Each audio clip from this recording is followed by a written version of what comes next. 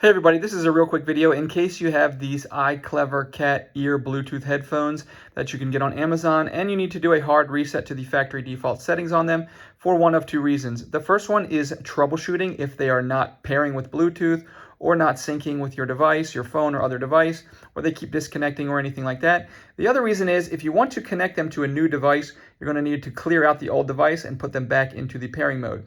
So this is really easy to do, and actually I'll go ahead and put a link in the description to these headphones because they're nice for kids and you might want to get a pair. But anyways, in order to do this reset, all you need to do